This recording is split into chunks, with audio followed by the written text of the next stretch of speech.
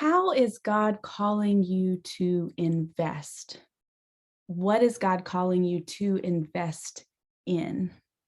When we start getting into the nitty-gritty and the specifics of those investment questions, I think it's tempting to think that the Bible doesn't have anything to say to us, right? Perhaps probably everything you're investing in wasn't actually in existence back when the Bible was written.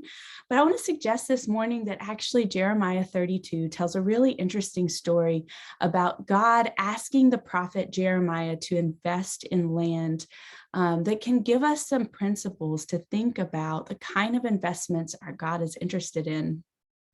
So in Jeremiah 32, Jerusalem is under siege. They are being attacked by the Babylonian Empire. And when Jeremiah 32 is written, they are deep into this war. The siege of Jerusalem is taking place. The walls have been walled off. There is a shortage of food. There is a shortage of water. The land around Jerusalem, the countryside, is being destroyed by salt and fire.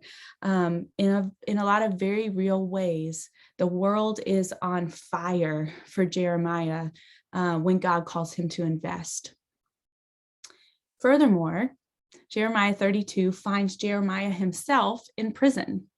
So God has told Jeremiah that the city is going to fall. God has told Jeremiah that the Babylonians will win, will conquer his people. And he has been outspoken about this, and it has made him seem like an enemy of the state. And because of this, Jeremiah has been put into prison. And so Jeremiah 32 finds Jeremiah inside of a prison cell, inside of a city that's under siege, in a country that he has been told will fall and fail. And God tells him to buy a garden at Anatoth. To buy a garden at Anatoth. It sounded crazy then too. I think we like to think that, prophets are just all about doing the insane things that the Lord asked them. But Jeremiah responds with this long story back to God about all of the wonderful things that God has done and how from the very, very beginning of creation, God has taken care of God's people. And Jeremiah knows what God is capable of. And after this long extolling of God's virtues, Jeremiah says in 32:24, "But you do see that the siege ramps are built up to take the city.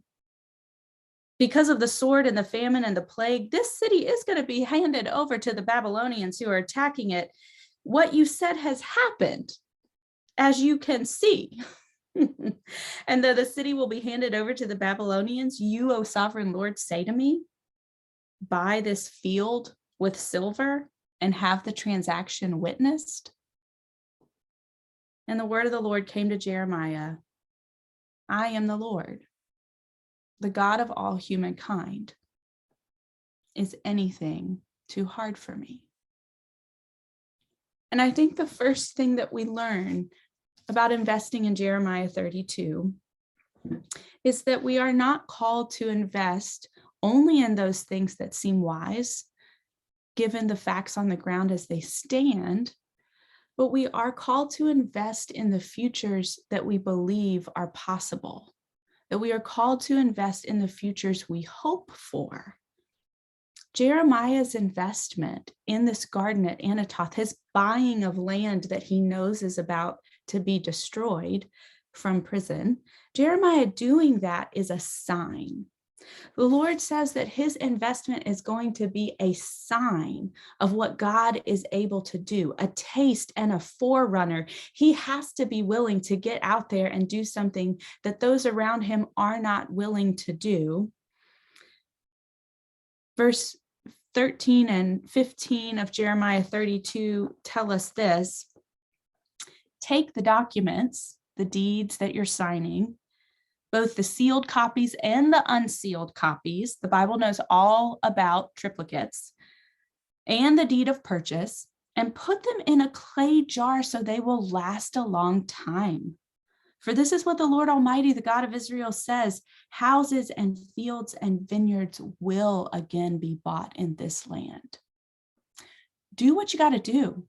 Attend to the administrative details and do it in such a way that these investments will last a long time, because I'm asking you to invest in a future that you can't see yet, but that I'm telling you is possible, in which houses and fields and vineyards will flourish in this land. And so Jeremiah does it. He invests in what's possible, not in what he can already see. And the last thing that I think Jeremiah and this passage challenges us to do as we start to think about our own money and our own investments is to ask honestly, who are you in this story? I think it's always tempting to make ourselves the protagonist. I read a story about Jeremiah and I imagine myself as Jeremiah. I read a story about God asking Jeremiah to invest wildly and prophetically, and my heart wants to be involved in that. But the truth is, I'm not in prison. My preaching has not been so prophetic as to mark me as a threat to the state. I am not actually out there extolling such a radically different way of life that I have been marked by the powers that be. Maybe I'm not a Jeremiah, at least not in this moment. But there's another person in the text to whom I relate, and that is Jeremiah's uncle, Hanamel. Hanamel is actually the person that owns the garden at Anatoth. And the Lord tells Jeremiah that Hanamel is going to come and visit him in prison, and that Hanamel is going to offer this land to Jeremiah for purchase. Hanamel is partnering with the prophet. Hanamel is using his resources, and he's offering them to partners we wouldn't normally think to offer our land to. This vision of Anatoth is often used to create community gardens and foundations that focus on the healing of the land and the earth, because that's a part of the vision here in Jeremiah 32. But in this text, this community garden, this healing of the earth does happen with the land at Anatoth, but the land is not owned by the people who normally get to own community gardens, foundations, and nonprofits. The community garden is owned by someone who is in prison. And I find that to be a sort of lasting challenge that this text offers to me every time that I read it. So as you look this week towards thinking about where is God calling you to invest, I just ask you to think about how you're being called to invest in a future that you hope for, but cannot yet see. What kind of land and wealth and resources do you have in your power at your disposal? And who might be your Jeremiah? Who is the person on the edges in prison speaking a hard word to you, who you might need to offer that land to with their vision, their understanding of who God is and what God needs for this world to be healed, for houses and gardens to be built, not just for some, but for all.